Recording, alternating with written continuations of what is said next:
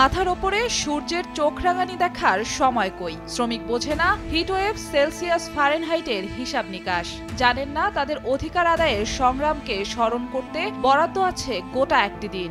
শুধু জানেন শ্রমের বিনিময়ে চলে তাদের সংসার। শ্রম তো বাড়ায় না, আমরা কোনো কাজ করি, আমরা তো পত্তা কোলাই না, আমরা পরিবার লুয়েছি, আমরা চলে না। 600 টাকা পাই, যাইতে যাইতে 400 টাকাই নাই।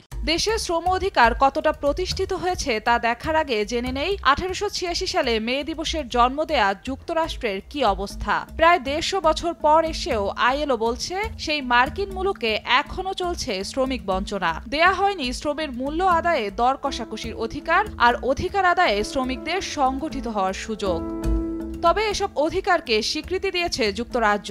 যদিও শ্রমিক অধিকার নিশ্চিতে অনেকটাই উদাসীন বিশ্ববাজারে বাংলাদেশের অন্যতম প্রতিযোগী দেশ ভিয়েতনাম। এক্ষেত্রে অনেকটাই এগিয়ে বাংলাদেশ। তৈরি পোশাক শিল্পের মতো প্রাতিষ্ঠানিক খাতে শ্রমিক মালিক সুসম্পর্কে অনেকটাই প্রশস্ত হয়েছে অধিকার আদায়ের পথ। বিকাশে কম খরচে ক্যাশ আউটের লিমিট বেড়ে 50,000, প্রিয় এজেন্টও 2টা।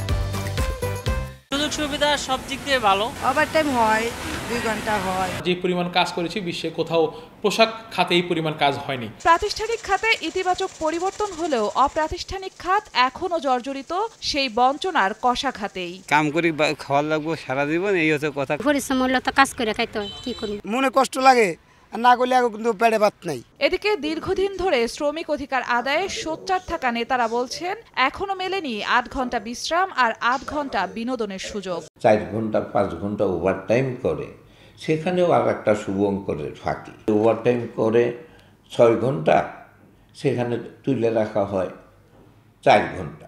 যে শ্রমিকের শ্রমে ঘামে পুষ্ট হয় দেশের অর্থনীতি, সেই শ্রমিকরা যেন বঞ্চিত না হয় তা নিশ্চিতে সরকারকে বিশেষ উদ্যোগী হওয়ার পরামর্শ অর্থনীতিবিদদের। তো যারা শ্রমিক শ্রেণী, যারা একেবারে খেটে খাওয়া মানুষ, নিম্ন আয়ের মানুষ, তাদের আয় কিন্তু সামগ্রিকভাবে কমে যাচ্ছে। যারা মালিক রয়েছেন, যারা আসলে আন্তর্জাতিক সংস্থার প্রতিনিধি বা যারা আমাদের উন্নয়ন সহযোগী এবং সরকার, সবাইকে নিয়ে একসঙ্গে আসলে এই বিষয়গুলোকে একটু অ্যাড্রেস করতে হবে।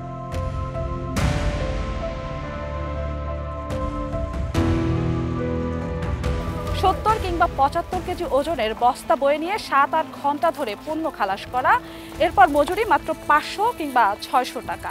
এরপরও আমরা দিবস বুঝি না ব্যাগ ভর্তি বাজার কিংবা হাড়ি ভর্তি ভাত থাকলেই হার মানে সূর্যের প্রখরতা, অনিরাপত্তা, স্বাস্থ্য ঝুঁকির মতো বিষয়গুলো। এমন বাস্তবতায় মে দিবস উদযাপন কতটা মানানসই, এই প্রশ্ন খোদ বিশেষজ্ঞদের। জিন্নাত আরা যশোয়া, সময় সংবাদ, নারায়ণগঞ্জ।